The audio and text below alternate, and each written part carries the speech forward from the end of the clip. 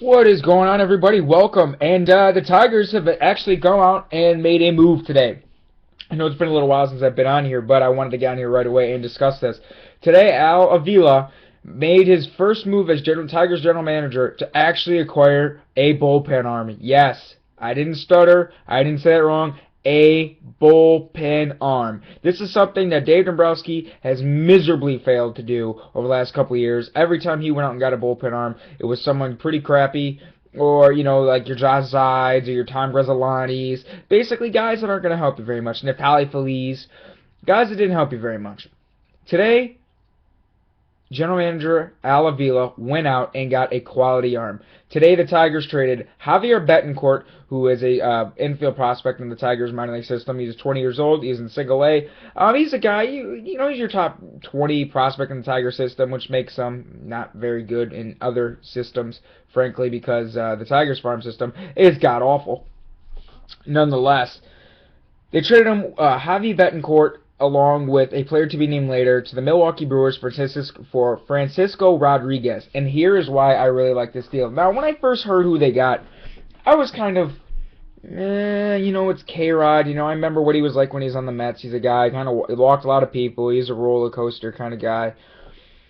I was kind of meh on the deal. I really was. But after looking into it and exploring it a little bit more, this is actually a very good sign, a very good trade, I should say, for the Tigers.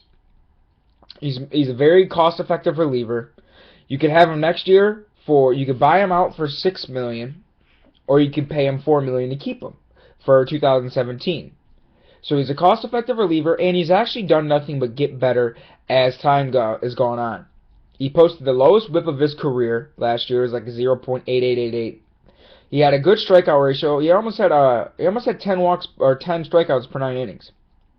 I think it was at 9.8 strikeouts per 9 innings. His walks per 9 innings was at 1.7. His whips per 9 innings, his whip was at 0.888, I believe. So his strikeout to walk ratio was outstanding. This is a guy, so he's striking out almost more than a batter an inning. He's not walking anyone. He's really harnessed his command. He's not a guy that is going to blow you away with the velo anymore. Now, I remember when Frankie Rodriguez was, when he broke the saves record with the Angels, I want to say in 2008. That guy, man, his slider back in the day was just one of the nastiest wipeout sliders I ever saw. I mean, he had a good changeup. His fastball would top upper 90s. He was just deceptive. I mean, he has that one thing where, kind of like the higher leg kick where he keeps the glove out all the way to the side. So, I mean, he's kind of deceptive. And he was just flat out pure nasty. Now, he's kind of bounced around a little bit. He was on the Mets. And then the Mets traded him to the Brewers. And then he was on the Orioles. And then he went from the Orioles back to the Brewers. And last year, he reestablished himself as a legitimate reliever. And he was, had a really good year last year. He's had a really good couple of years in a row. He was 36, I think it was 38 for 40 save chances. So he saved plenty of ball games last year. Basically, it's a good start. It's a good building block for a bullpen that desperately needs depth and desperately needs an arm very badly. If you look at the current crop of relievers that they would be going in with next year, I mean, you got Bruce Rendon is going to be coming back, but who knows if he makes it through a year because the guy's getting sent home as it is, due to his attitude issues. And I mean, you got Al Albuquerque, who is very shaky, and then you got Neftali Feliz, who was a closer for some damn reason. I have no idea still to this day. And you got Alex Wilson, and then you got Drew Verhagen, Blaine Hardy. That's your main guys right now. So I think next year, if Al Avila uses this as a solid building block, goes out and gets a couple more arms, because you cannot use this. If this was a Dave Dombrowski move, he'd be like, okay, we got our reliever, we got our closer for next year. We're not going to do anything else. We're going to go in-house the rest of the way. And that was the problem. He'd get one arm, and then get a bunch of scrubs around and be like, well, we can fill out the rest in the house. And it just never worked out, which is why the bullpen consistently faltered every single year, because he wasn't going out and getting that add-on piece. So, with this move, if they use this as just a building block, okay, he's our ninth inning, he's our closer. We got Alex Wilson in the eighth, which he should have been delegated to last year. I mean, he's a great pitcher. You got Alex Wilson in the eighth. And then you got, Bruce Rendon and Albuquerque, those two guys are up in the air, but they're not going anywhere with all the team control, especially Bruce Rendon has left in cost effectiveness they are. And then, you still got Drew Verhagen, and Blaine Hardy was really good. But they need to go out, and they need to go get Joakim Soria back. Dump Soria in the 8th, have Wilson in the 7th, have K-Rod as your closer, boom. That is a solid 7, 8, 9. And then you can have your Al-Als and your Bruce Rendones. You're up in the reliever kind of reliever guy.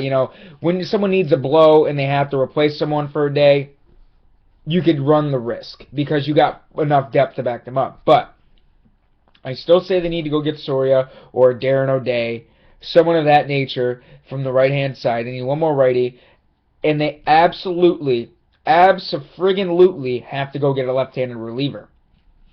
Because besides Blaine Hardy, really their left-handed relievers are trash. Tom Grzelani's a free agent, and he was terrible. Tom Grzelani was an absolutely failed experiment. And they have really no depth in the minors, any kind of pitchers like that, to come up and complement Blaine Hardy. So, not unless they view Matt Boyd as a potential bullpen arm, which I don't know why. And now, see, this is why I think they might go out and make another trade instead of going through the free agent market for a starting pitcher. Because you got guys like Shane Green, you got Michael Fulmer, and you got Matt Boyd.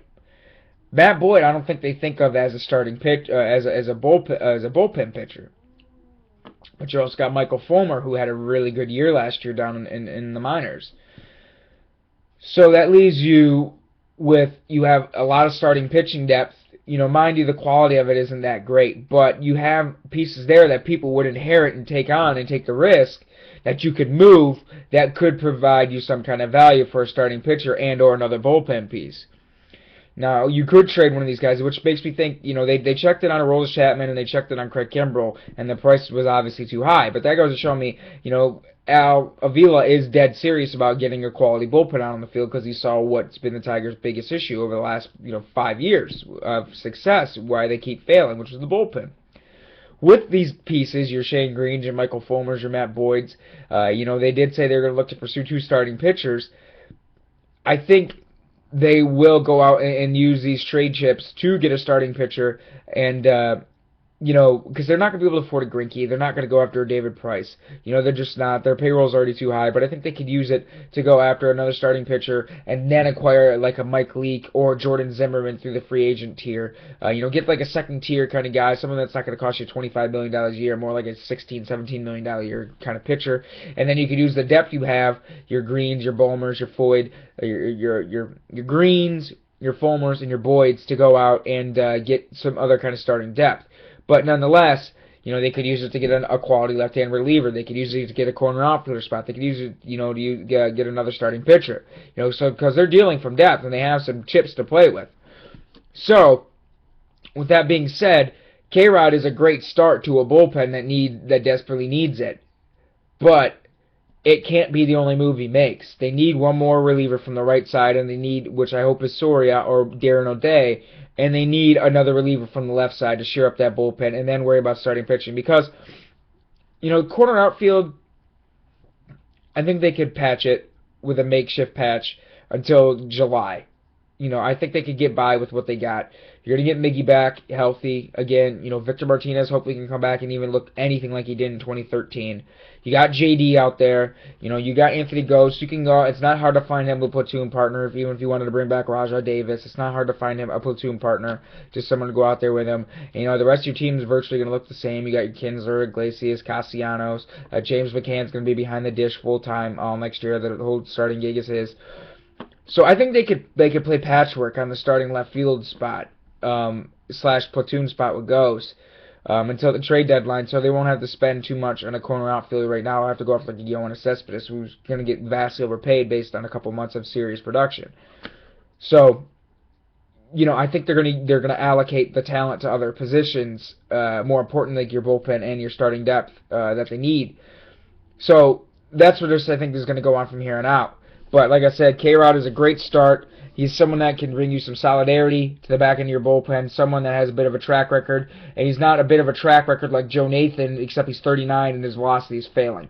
K-Rod is going to be 34, and his every statistic that you want to see, whip is falling, strikeouts staying the same, walks have fallen, is trending in the right direction, basically. So that's a very promising sign of his trade, and that's why I said it's a great start. So you get one more righty, get a lefty, and then allocate the rest of your time and funds to some starting pitching, because I think they can play patchwork in the outfield for now. So that's all I got for you guys today. I'm going to be back on here in the next week or so to be talking about my Tigers off-season wish list and what I hope they do, and some players I hope the Tigers sign.